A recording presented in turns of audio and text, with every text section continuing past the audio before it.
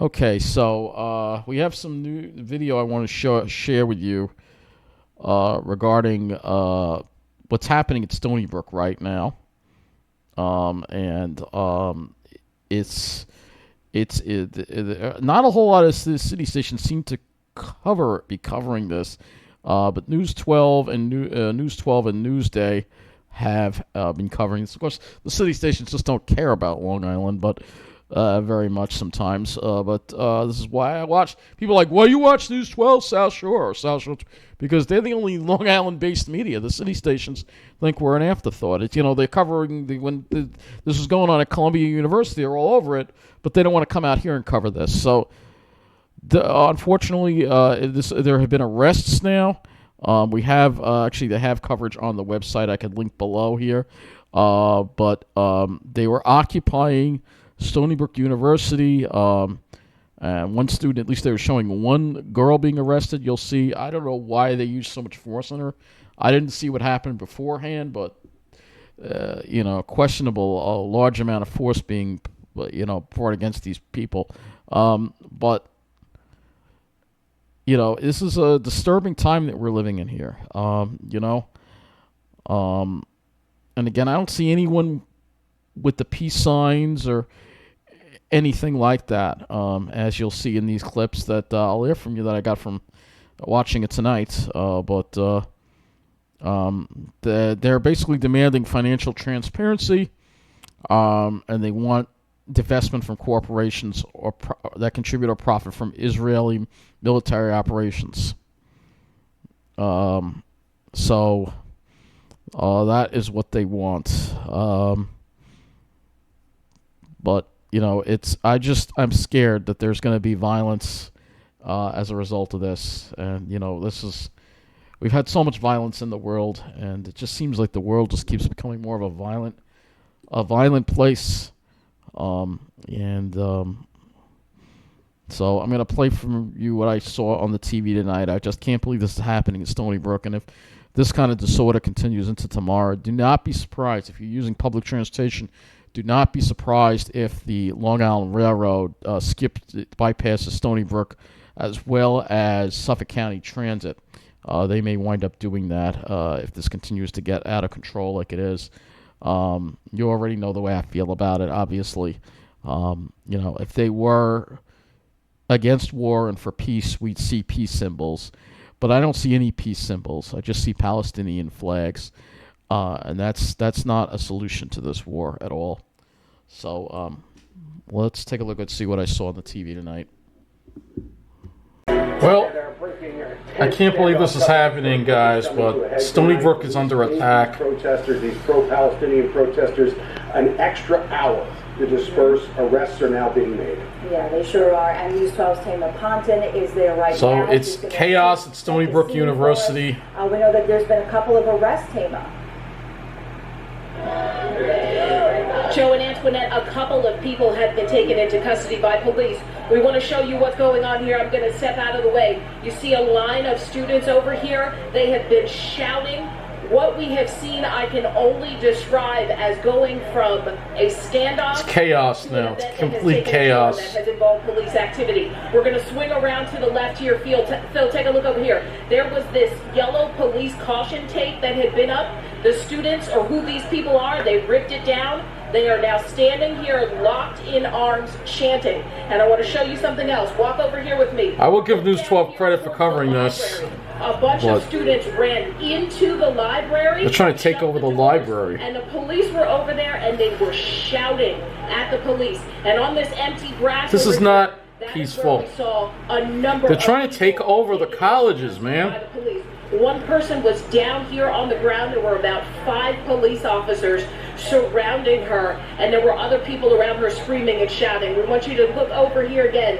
You see police officers. There are multiple police agencies out here. I'll tell you, if this continues into tomorrow, they may have to wind up shutting the... And you see all of these people... We may have Suffolk County buses bypassing the college. Not appear to be going anywhere right now. We'll turn very quickly over here to see these students who are locked here in arms. These were the ones, some of them who had been down on the Stoller steps. Phil, if you want to go to the left behind. Do I see any peace signs? I do not see any peace signs. Why are you wearing masks? They were further down. Well, they picked them up a few minutes ago, brought them where you see them sitting right now, and then they came up here, started chanting, locked arms together. Yeah, Tama, we saw. Joe and Antoinette. Yeah, Tama, we saw what led up to those. We saw what led up to those arrests just outside the library. We were following along with you as you were walking along with your photographer, and we saw police warn those people who are now in handcuffs or zip ties, whatever. They warned them several times, and there was a verbal back and forth, and then they were finally arrested. This person. That is exactly what the police said, Joe. They were shouting back and forth at one another. I don't see that person being violent. I don't know why they're. You were warned. You were told to leave, and as you're looking right now at these people, I'm disturbed. This is just going to escalate to violence. Officers surrounding that person there on the grass. There were also a couple of people around shouting at the officers.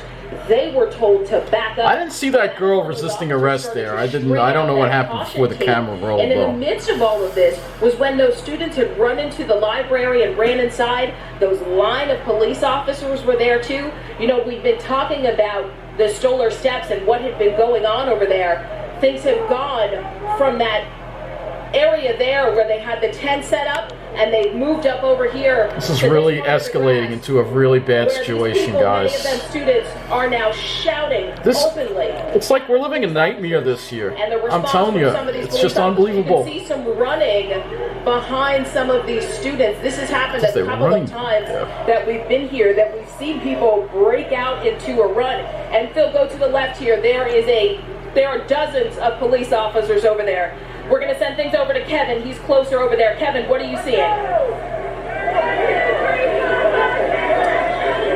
Yeah, so Tama, right now you can see right over here this large group of police officers that just came in from the parking lot just a few moments ago. So you described the situation perfectly. This is just an incredibly tense standoff. As these police officers, though, came in from the side, a lot of these students started to disperse further back. They pushed further back from where they were. Right now, it's not clear exactly what is going to happen. These, by the way, are Suffolk police officers who are on the campus of Stony Brook University. So this is not Stony Brook University police. These are Suffolk police officers who have come onto the property right now to assist Stony Brook University police and state police in this situation, which clearly has escalated very, very quickly. We were at a point where you had a lot of protesters that were standing on the Stoller steps. That situation very quickly escalated into something where you saw this is a very bad situation. Arrests, and now we have this situation where there's a bit of a standoff here.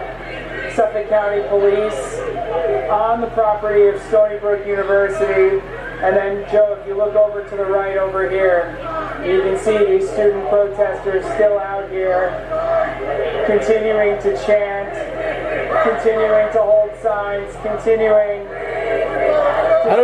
I don't see one person flashing the peace sign, not one. Standing their ground, but keeping some distance from these police officers. And Joe, if we come back this way, even after these police officers came through, yeah, Joe. No, Kevin.